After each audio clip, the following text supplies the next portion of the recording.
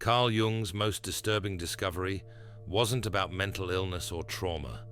It was about people who absorb the emotional states of everyone around them like a psychic sponge, and why this rare ability doesn't make you compassionate, it makes you a target. In 1916, Jung documented a woman who walked into crowded rooms and immediately felt crushed by invisible weight. She couldn't explain it, but within minutes, she'd know exactly who was grieving, who was lying, who carried hidden rage. She didn't read body language. She didn't analyze behavior. She felt it all inside her own nervous system.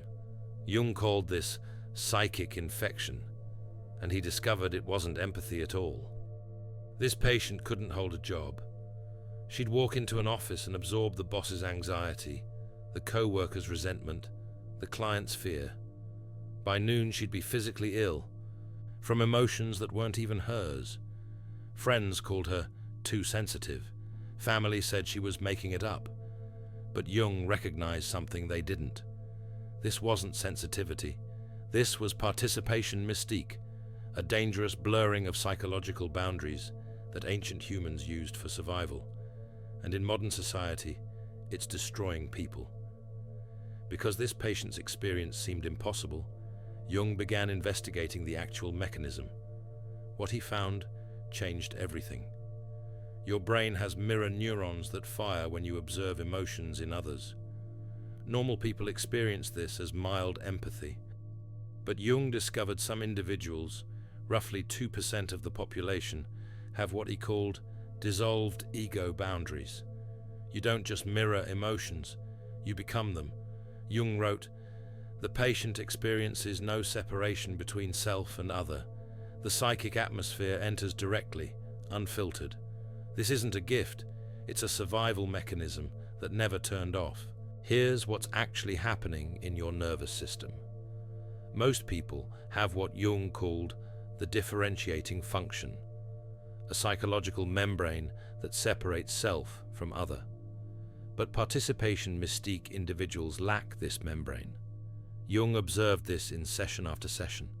One patient described walking past a homeless person and immediately feeling bone-deep cold and hunger that weren't hers. Another felt her neighbor's panic attack through the apartment wall at 3 a.m. A third absorbed his therapist's grief during sessions and carried it for days. Jung realized this wasn't imagination or suggestion. The autonomic nervous system in these individuals was literally processing external emotional data as if it were internal. Your body can't tell the difference between your anxiety and the stranger's anxiety standing next to you on the subway. Jung identified 3 specific dangers of participation mystique.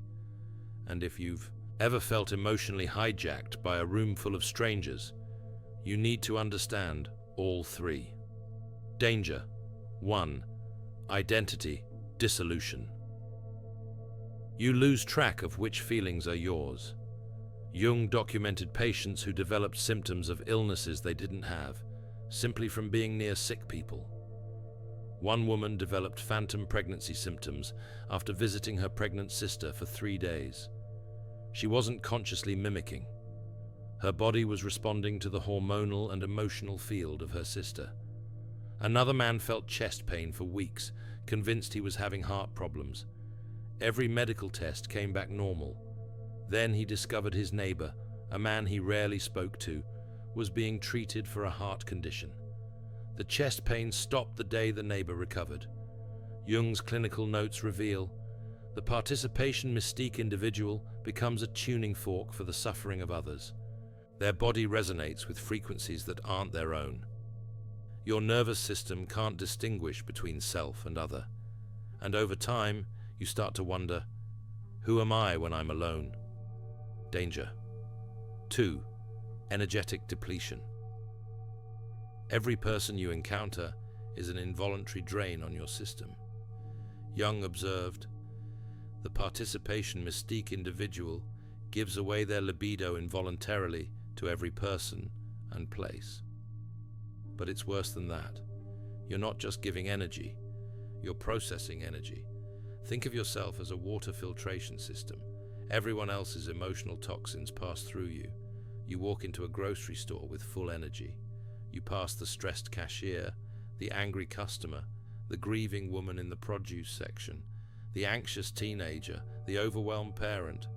You leave feeling like you've run a marathon because you've been processing the emotional data of 50 people without consent. One of Jung's patients described it perfectly.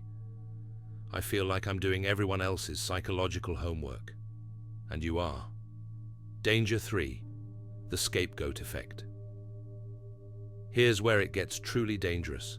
Groups unconsciously identify participation mystique individuals and use them as emotional dumping grounds. Jung wrote about a patient who was always the one people confessed to. Strangers on trains told her their darkest secrets. Co-workers shared problems they'd never discussed with anyone else. Even casual acquaintances felt compelled to unload their trauma onto her. She thought she was being helpful.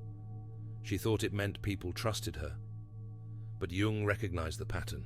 The group was using her dissolved boundaries to purge their own shadow material. She was becoming the community's psychological sewage system. Here's the mechanism. People unconsciously sense your lack of boundaries. They feel the permeability, and their psyche recognizes an opportunity to offload what they don't want to carry. They walk away feeling lighter. You're left carrying their rage, shame, and terror. Jung documented one particularly disturbing case. A man worked in an office where everyone seemed unusually cheerful and productive, but he felt increasingly suicidal for no apparent reason. During therapy, Jung realized the man was absorbing all the suppressed depression and rage of his 30 co-workers. They stayed functional by unconsciously using him as an emotional landfill. But Jung discovered something even more disturbing about why certain people develop this trait in the first place. And it has nothing to do with being born sensitive. Jung traced participation mystique back to a specific childhood survival strategy. If you grew up in an emotionally volatile or unpredictable environment, your child brain made a calculation. To survive, you needed to predict emotional weather. So your nervous system dissolved its boundaries and became a radar system. You learned to feel your parents' mood before they walked in the door. You sensed tension before the argument started. You absorbed your siblings' pain to prevent family rupture. Jung documented this in multiple case studies. One patient remembered age 4, standing at the top of stairs, feeling into the emotional field downstairs to determine if it was safe to come down. That's not empathy. That's a child becoming an early warning system for emotional danger. Jung identified 3 critical windows where participation mystique forms. Ages 2 to 4, the boundary formation window. This is when most children develop a sense of me versus not me. But if your primary caregiver was emotionally unpredictable, your brain made a different choice. Instead of forming strong boundaries, it kept them dissolved to monitor threat. One patient described her mother's mood swings as emotional weather I had to predict to avoid the storm.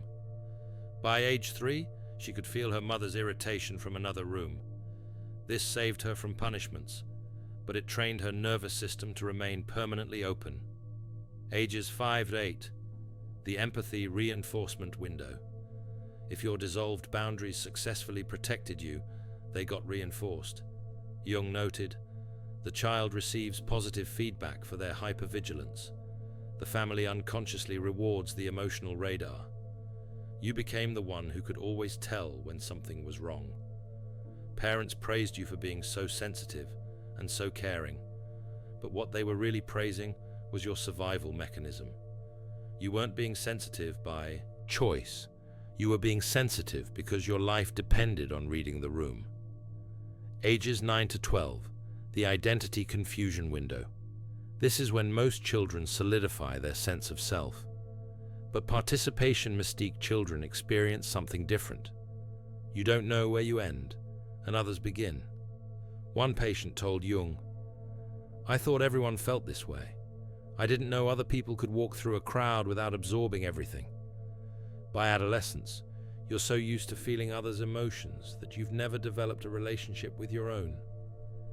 Jung connected participation mystique to what modern psychology now calls disorganized attachment. When your caregiver is both the source of comfort and the source of fear, your nervous system can't develop healthy boundaries. You need to stay open to monitor danger, but you also need to stay open to receive love, so you never develop the ability to close. Jung wrote, "The child with dissolved boundaries is trying to solve an impossible equation: how to remain safe while remaining connected to an unsafe person. The answer their nervous system finds: absorb everything, so nothing catches you by surprise. Because you successfully predicted emotional danger as a child, your brain maintained dissolved boundaries into adulthood, and now you're walking through the world as an emotional antenna that can't be switched off." But here's what Jung discovered that changes everything. Jung himself experienced participation mystique during his Red Book period from 1913 to 1916. Most people don't know this part of his story. After his break with Freud, Jung entered what he called a confrontation with the unconscious. He wrote, "I felt as if I were in the land of the dead. Everything I encountered entered my psyche directly." He documented absorbing the collective psychological atmosphere of pre-World War I Europe. He felt the coming violence before it manifested.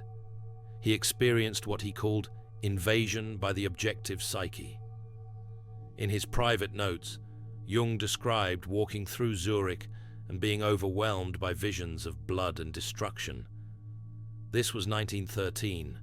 The war hadn't started yet. But Jung was picking up on the collective unconscious, preparing for catastrophe. He thought he was going insane. His dissolved boundaries were absorbing the psychic tension of an entire continent moving toward war.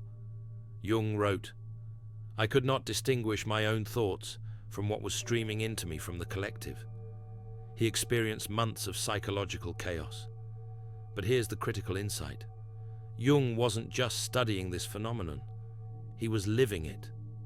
And his breakthrough came when he realized participation mystique wasn't a disorder to be cured. It was an undifferentiated perception that needed to be integrated. He developed techniques not to shut down his sensitivity, but to create conscious boundaries around it. By 1916, he'd mapped the complete transformation process, not from theory, from his own survival. Because Jung lived through this himself, he mapped something nobody else could see: the 4 distinct types of participation mystique.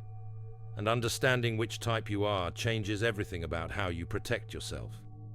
The 4 types. Type 1, the emotional sponge. You absorb ambient emotional atmosphere. Walk into a room, immediately feel the collective mood.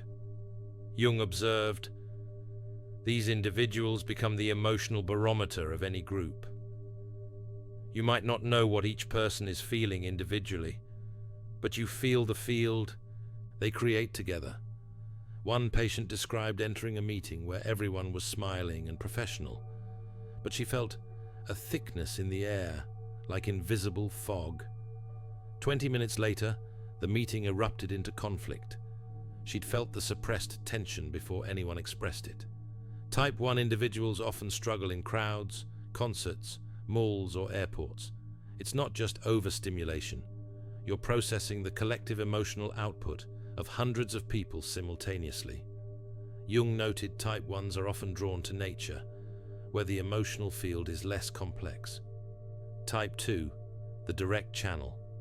You don't feel general atmosphere. You lock onto specific individuals and feel their exact emotional state. One of Jung's patients described it as an invisible cord connecting her nervous system to others. She couldn't be in the same room as someone in pain without experiencing that exact pain in her own body. This type is particularly vulnerable in one-on-one relationships. You might finish other people's sentences because you're feeling their thoughts form. You might know your partner is upset before they do. Type 2s often become therapists, nurses, or counselors, not because they chose helping professions, but because their nervous system was already doing the work.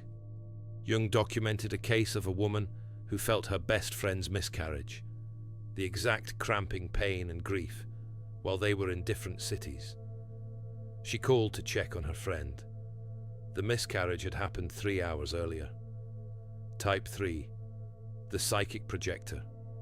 This is the most dangerous type. Not only do you feel others' emotions, but your own emotions leak out and affect the people around you. Jung wrote, "The psychic projector creates the very atmosphere they then absorb, completing a closed loop of psychological infection." If you've ever noticed people become anxious around you when you're anxious, or depressed when you're depressed, this is you. One patient realized she was causing her husband's insomnia. Her unprocessed anxiety was radiating outward at night. He'd wake up with her anxiety in his body, even though she seemed calm. Type 3s are often accused of being toxic or draining, but you're not intentionally affecting others. Your emotions are leaking through your dissolved boundaries.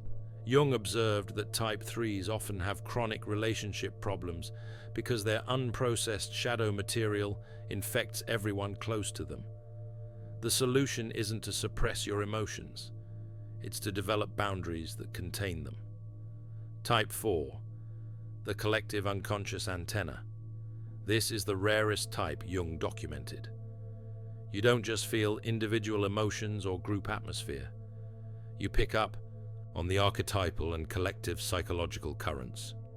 Jung experienced this himself before World War I, feeling what he called the blood of Europe rising. You might feel historical echoes in old buildings, or sense cultural trauma in certain locations, or pick up on species-level anxiety about climate, technology, or social collapse. One patient described visiting Auschwitz and being physically incapacitated by what she called the weight of collective death. Another felt overwhelming dread every September 11th, even decades after 2001. Jung noted, these individuals are living seismographs of the collective psyche. Type 4s are often drawn to shamanic traditions, depth psychology, or spiritual practices, because conventional psychology can't explain their experience. You're not just feeling individual emotions, you're feeling the unconscious movements of entire cultures and historical periods. Here's how to identify your type. For type 1, do you feel worse in crowds than in one-on-one interactions? Does being in public spaces drain you even when nobody directly interacts with you? For type 2, do you form intense energetic connections with specific people? Do you know what someone is feeling even when they're hiding it successfully from everyone else? For type 3, do people often mirror your emotional state back to you? Do your moods seem to spread to others around you? For type 4, do you feel emotions connected to places, not just people? Do you pick up on cultural or historical energy that others don't notice? Most participation mystique individuals are a combination of types, but one will be dominant. But here's what Jung discovered about the true purpose of participation mystique, and why you might be psychologically ahead of your time. Jung realized participation mystique wasn't a bug in human psychology. It was an ancient feature.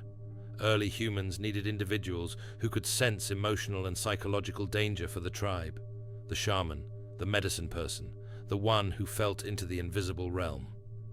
Jung wrote, in archaic societies, participation mystique individuals were honored as bridges between the conscious and unconscious worlds. In traditional cultures, people with dissolved boundaries underwent intensive training. They learned techniques to control their permeability. They learned to open and close their boundaries at will. They learned to process what they absorbed without being destroyed by it. And they were given a role in the community. They performed rituals to cleanse what they'd absorbed. They acted as emotional mediators during conflicts. They sensed when the tribe was in danger from invisible forces. But here's the problem. Modern society has no role for you. We don't have rituals that honor your dissolved boundaries. We don't have containers that protect you while you serve this function. We don't even have language for what you do. So instead, you're labeled as too sensitive, overly emotional, unable to cope, attention-seeking. When the truth is, you're doing exactly what you evolved to do. You're just doing it in a world that doesn't understand it. Jung identified what he called the empathy trap in modern society. Because we've lost the shamanic container, participation mystique individuals fall into three predictable patterns. Pattern 1, the helper addiction. You become a therapist to everyone in your life, not professionally, just through sheer proximity. People feel better after being around you because you've absorbed their pain. Jung noted, the helper addict confuses their absorption of others' suffering with virtue. You think you're being compassionate, but you're actually being used as an emotional processing plant. Pattern 2, the isolation response. You withdraw completely from society. You avoid crowds, decline invitations, minimize human contact. You think you're protecting yourself. But Jung observed, isolation doesn't develop boundaries. It confirms their absence. When you're alone, you never learn to manage your permeability. You just avoid the problem. Pattern 3, the numbing strategy. You use substances, food, media, or work to dull your sensitivity. Anything to stop feeling so much. Jung documented multiple patients who developed addictions specifically to quiet their participation mystique. One patient said, alcohol was the only thing that gave me boundaries. But numbing doesn't solve the problem. It just postpones the integration work. Because modern society lacks containers for participation mystique, you've been suffering with a gift that has no place to land. But Jung didn't just identify the problem. He mapped the exact path of integration. The transformation framework. Jung called it the development of conscious boundaries through shadow work. Here are the 4 stages he documented, and this is based on his clinical work with dozens of patients, plus his own transformation. Stage 1. Recognition and inventory. You must first recognize that most feelings you experience aren't yours. This sounds simple. It's revolutionary. Jung had patients keep an emotional inventory for 30 days. Every time you feel something, ask 3 questions. When did this feeling start? Was I near someone or someplace when it started? Does this feeling match anything in my actual life circumstances? One patient discovered she felt suicidal every Tuesday at 3 p.m. Nothing in her life was triggering this. Then she realized that's when her neighbor, visible through the window, came home from chemotherapy. She was absorbing her neighbor's death anxiety. Once she recognized the pattern, the suicidal feelings lost their power. Most people in participation mystique are shocked to discover that 60–80% of their daily emotional experience belongs to others. Jung wrote, recognition is the first boundary. Naming what is not self begins the differentiation process. Every morning, before leaving your home, take inventory of your baseline emotional state. Rate yourself on a simple scale. Then, throughout the day, notice when that baseline shifts. Most participation mystique individuals go from calm to anxious to depressed to irritated without any actual life events triggering the shifts. You're just absorbing the emotional weather around you. Stage 2. Boundary formation through visualization. This doesn't mean shutting down your sensitivity. It means developing what Jung called conscious permeability. You learn to feel without absorbing, to sense without taking on. Jung taught patients to visualize a membrane, porous enough to sense, strong enough to protect. He used the metaphor of a wetsuit. Water touches your skin, you feel the temperature, but you don't become waterlogged. One technique Jung developed: before entering any space, consciously state an intention. I sense but do not absorb. I witness but do not carry. This seems too simple to work, but Jung found that conscious intention activates what he called the differentiating function. Your psyche begins creating a boundary that didn't exist before. Stand in your doorway before leaving home. Visualize a membrane of light surrounding your body. Imagine it as porous. Information can pass through, but it doesn't stick. Then speak your intention out loud. I will sense the world around me, but I will not absorb what isn't mine. One patient reported, "The first time I did this, I walked through a hospital without feeling like I was dying. I could still sense the suffering, but it didn't enter my body." Stage 3. Shadow integration. Here's where it gets deep. Jung discovered that participation mystique individuals often have an unconscious need to merge with others. Why? Because you're terrified of your own emotional intensity, so you hide from your own feelings by focusing on everyone else's. Jung wrote, "The participation mystique patient must learn to contain their own psychic intensity before they can develop healthy boundaries. This is the stage most people skip, and it's why they never develop real boundaries. You have to turn your perception inward, feel your own rage, grief, desire, and shadow material, not avoiding it by becoming an emotional service station for others." Jung had patients spend 30 minutes daily with their own emotions. No distractions, no absorption of others, no helping anyone, just sitting with what arose from within. For participation mystique individuals, this is terrifying. One patient said, "I realized I've been running from my own feelings my entire life. Other people's emotions were easier to deal with than my own." Jung developed specific questions to reveal your hidden motives. What do I get from absorbing others' pain? How does being needed protect me from being truly known? What would I have to face about myself if I stopped focusing on everyone else? These questions reveal the uncomfortable truth. Participation mystique isn't just happening to you. Part of you is choosing it, because it's safer than confronting your own inner world. Stage 4. Sacred function and conscious service. Once you've integrated your shadow and developed conscious boundaries, participation mystique transforms. You're no longer a victim of your sensitivity. You become what Jung called a consciousness mediator. You can sense collective psychological movements and help others understand them. You can feel into group dynamics and facilitate healing. You can pick up on what's unspoken and give it voice.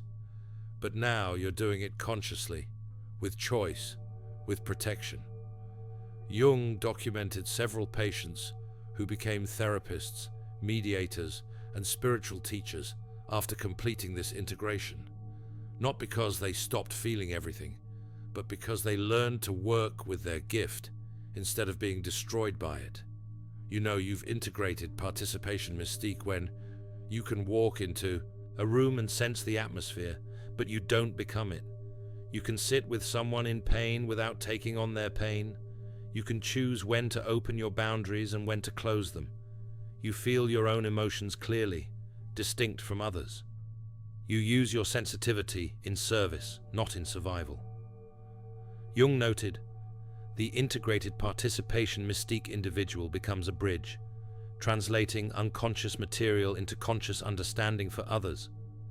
Jung identified 3 types of relationships essential for participation mystique individuals during the integration process. Type 1. The grounded witness, someone who isn't dissolved themselves, who has strong boundaries but deep compassion, who can be present with your intensity without absorbing it or rejecting you. Jung wrote, the participation mystique individual needs at least one relationship with a person who remains firmly individuated. This person doesn't try to fix you or rescue you. They simply witness your process without merging with it. One patient described her grounded witness. She could sit with me during emotional storms without becoming the storm. Type 2. The fellow traveler. Someone else with dissolved boundaries who has learned to manage it, not to commiserate about suffering, but to share techniques, support integration, and normalize the experience. Jung organized what might be called the first support groups for participation mystique individuals. He found that when two people with dissolved boundaries worked together on integration, they progressed faster than in isolation. Type 3. The limiting structure. A therapist, teacher, or guide who provides external boundaries while yours are developing. Jung noted, temporary dependence on external structure is not weakness, it's developmental necessity. Think of this like training wheels. While you're learning to create internal boundaries, you need external ones. Regular sessions with a skilled practitioner provide temporal structure, physical boundaries, and energetic containment. Remember the woman from 1916 who felt crushed in crowded rooms? Jung worked with her for 3 years using the exact framework I just described. First, she learned to recognize which emotions were hers through daily inventory. She discovered that 70% of what she felt belonged to others. Then she developed conscious boundaries through visualization and intention setting. She practiced the membrane technique before entering any space. Third, she did the shadow work Jung prescribed. She discovered she'd been using her absorption of others as a way to avoid her own rage toward her parents. As long as she was feeling everyone else's emotions, she didn't have to feel her own. This was the hardest stage.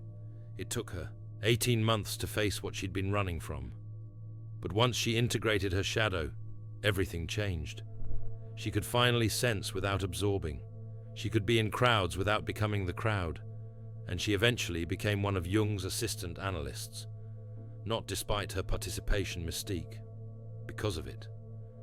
She could sense what patients couldn't articulate. She could feel into the unconscious material before it surfaced. But now she did it consciously, protected, with choice. Jung wrote in his notes, she transformed from victim of the psychic atmosphere to conscious navigator of it. The last entry in her case file, from 1928. Patient reports she now understands her sensitivity as sacred function. She no longer suffers from it. She serves through it. Your dissolved boundaries aren't a malfunction. They're an evolutionary remnant of shamanic consciousness. You're not too sensitive for this world. You're psychologically ahead of it. The work isn't to shut down your perception. It's to develop the container strong enough to hold it. Jung spent decades studying this because he lived it himself. He experienced the terror of dissolved boundaries during his Red Book period, and he mapped the complete path from participation mystique to integrated consciousness. His message was clear. You were born to feel everything, not to suffer, but to serve as a bridge between conscious and unconscious reality. But first, you must learn to contain your own intensity, then develop boundaries that are conscious, not reactive. Then integrate the shadow material you've been avoiding. Only then can participation mystique become what it was always meant to be, a sacred function in service of collective consciousness evolution. You are not damaged. You are not broken. You are doing exactly what your nervous system evolved to do, but you're doing it in a world that forgot how to honor that role. So your work is to remember, to integrate what was dissolved, to serve from choice, not from compulsion, to become the consciousness mediator Jung knew you could be. If you're a Type 2 or Type 4 participation mystique individual, drop a comment. I want to know which type resonates most. I'm creating a deeper video on Jung's specific boundary techniques and shadow integration practices, including the exact visualization exercises he used with patients. And if this helped you understand why crowds drain you, why you absorb others' emotions, or why you've always felt like an emotional antenna, subscribe for more Jungian psychology that explains your lived experience. You're not broken. You're an undifferentiated perceiver in a world that forgot how to honor that role. But Jung left us the map, and I'm going to keep sharing it. Thanks for watching. See you in the next dimension.